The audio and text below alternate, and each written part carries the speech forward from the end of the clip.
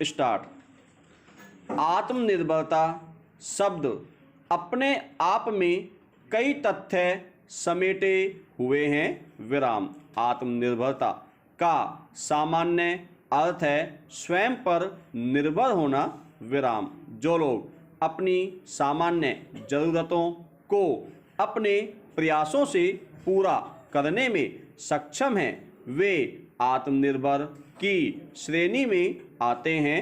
विराम। कहा जा सकता है कि अबोध बालकों, वृद्ध और कुछ खास व्याधियों तथा आलस्य से ग्रस्त लोगों के अलावा सामान्यतया सभी लोग, चाहे वह स्त्री हो या पुरुष, आत्मनिर्भर हैं। विराम। साथ ही यह भी ध्यान देने की जरूरत है कि कोई देश या समाज पूर्ण या सीमित स्तरों पर आत्मनिर्भरता तो हो सकता है, पर कोई भी व्यक्ति पूर्ण आत्मनिर्भर नहीं हो सकता।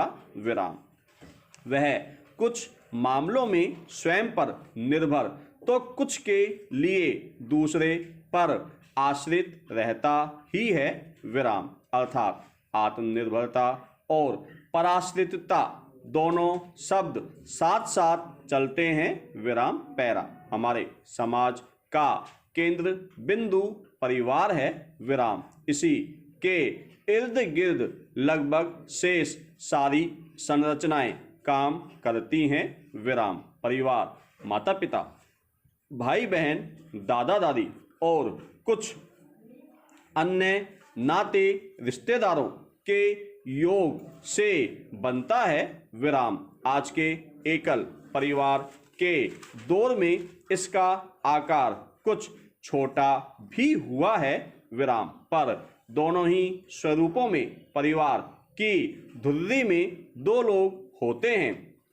एक सदस्य के ऊपर गृहस्थी के संचालन की जिम्मेदारी होती है तो दूसरा उस कार्य के लिए धनोपार्जन करता है। विराम। सामान्यतया आर्थिक उपार्जन के लिए पुरुष गतिविधियां करता है और स्त्री गृहस्थी का संचालन करती है। विराम। संभव है कुछ स्थितियां इसके विपरीत भी हों। विराम। इसलिए स्वाभाविक रूप से कहा जा सकता है कि दोनों की जिम्मेदारी समान रूप से अपने अपने स्थान पर महत्वपूर्ण है। विराम। एक की भी अनुपस्थिति परिवार रूपी गाड़ी को डावाडोल कर सकती है। विराम। यह भी कहा जा सकता है कि इस इकाई की दोनों ही धुरियां अपने आप में आत्मनिर्भर भी हैं और एक दूसरे पर आश्रित भी। विराम। पैरा। प्रचलित अर्थ में इसका एक ही अर्थ होता है और वह है आर्थिक आत्मनिर्भरता। विराम। जैसे ही हम आत्मनिर्भर कहते हैं तो वह आर्थिक आत्मनिर्भरता का ही बोध कराता है। विराम। जबकि यह आत्मनिर्भरता के कई उपादानों में से एक है। विराम। जैसे कोई शैक्षणिक रूप से शारीरिक क्षमता से गृह कार्य में, किसी कला या व्यवसाय आदि में से किसी एक में या कई विषयों में एक साथ आत्मनिर्भर और पारंगत हो सकता है, वैसे ही कोई धन की कमाई में भी पारंगत और आत्मनिर्भर हो सकता है। विराम। पैरा। उपरोक्त प्रचलित अर्थों के अनुसार ही स्त्री की आत्मनिर्भरता को भी मूलतः आर्थिक आत्मनिर्भरता से जोड़ दिया गया। विराम। इस सोच ने न सिर्फ औरत के कामों का अवमूल्यन किया बल्कि उसके अस्तित्व को भी दोयम बना दिया।